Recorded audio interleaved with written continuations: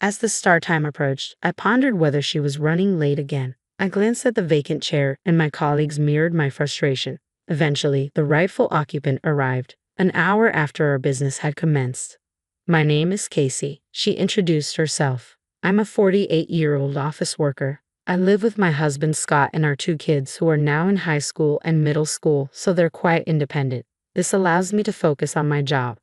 Scott recently started a business with some friends, and although it's challenging, he seems happier than before, Casey continued. "I've been working in accounting at this small to mid-sized company for quite some time. I get along well with the part-time staff, but I'm having issues with a newer employee named Frances.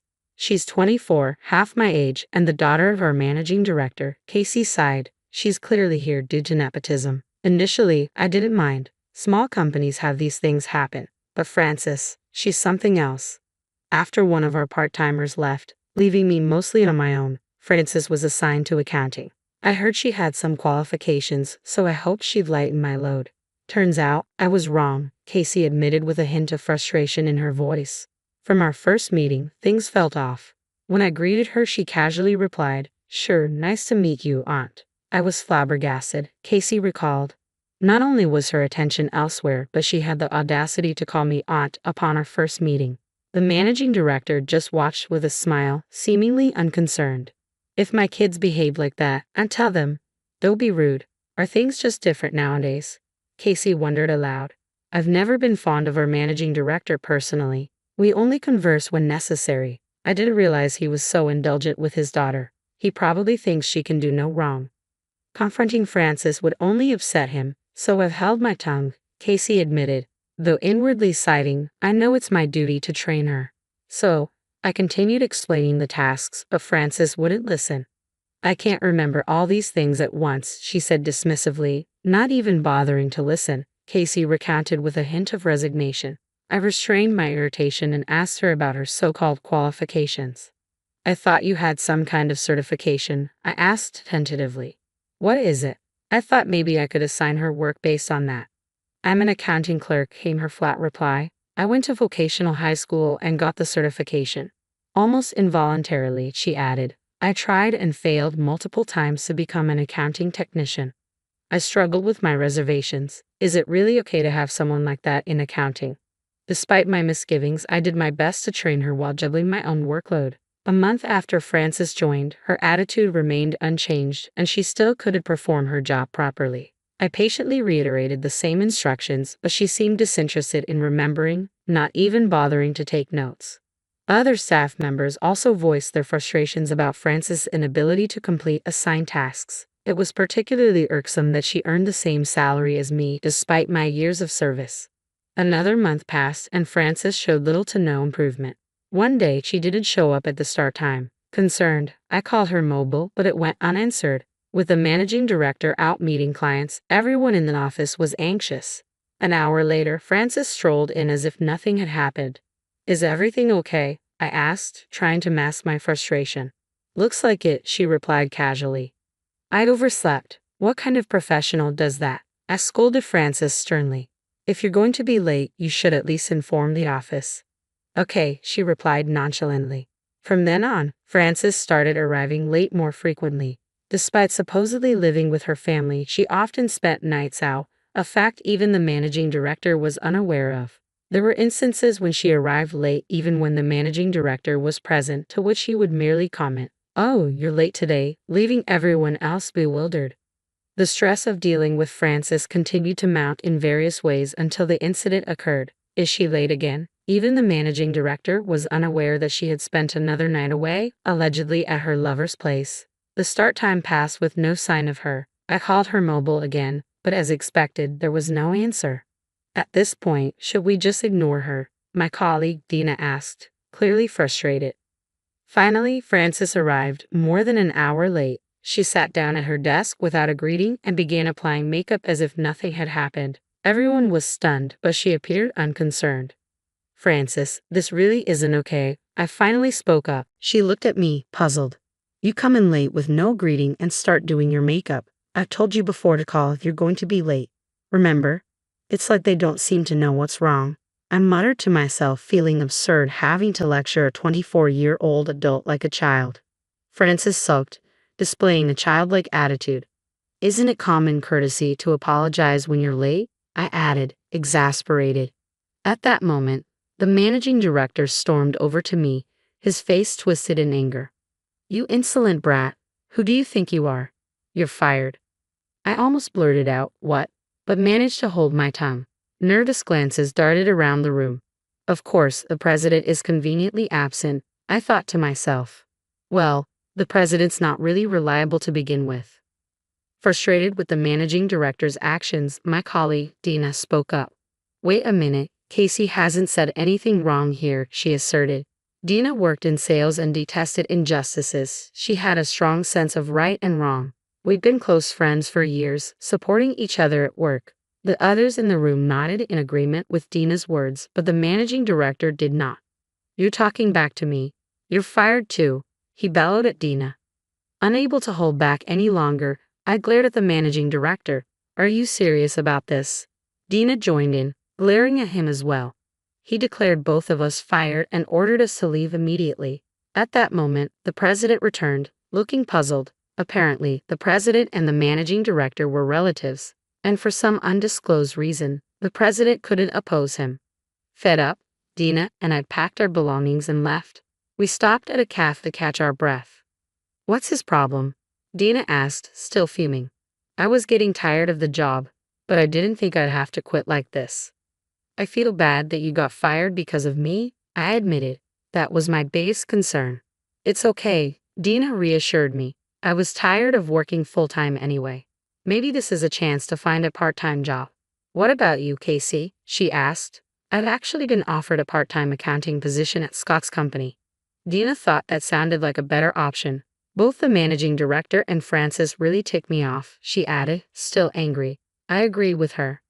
I wonder if the company will be all right without us, I mused, reflecting briefly. Not that it's any of our business now.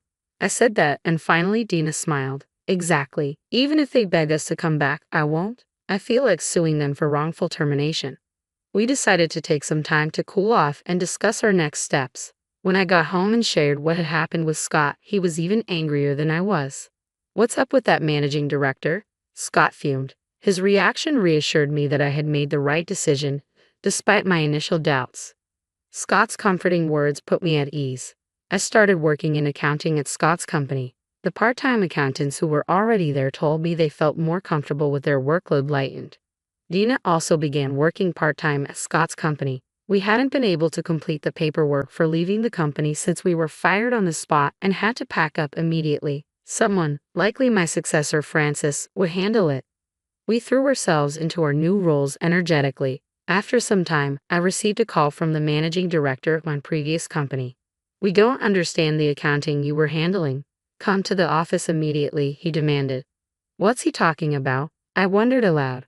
Could it be they're failing at the monthly payments to clients and sales calculations that I used to handle? Besides, we hadn't even received our exit paperwork yet, but we were fired just for being late. Who do they think they're talking to? Needless to say, I declined. No can do, I replied firmly. But the managing director persisted. Come right now, and we'll rehire you.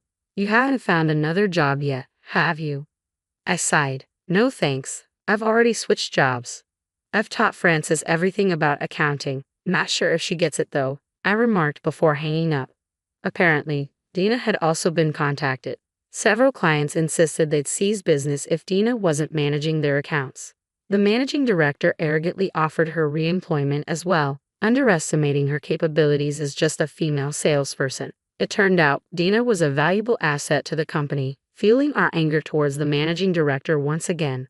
Meanwhile, my phone kept ringing incessantly with calls from the previous company, reaching over 100 in just a few days. Even when I answered, assuming I had completed the necessary resignation paperwork, I was simply urged to return quickly for rehiring. We've had enough, frustrated Dina, and I decided to confront the previous company and give them a piece of our minds. Upon seeing us, the managing director said, "Ah, you finally came back. You should have returned obediently from the start." We hadn't returned to be rehired.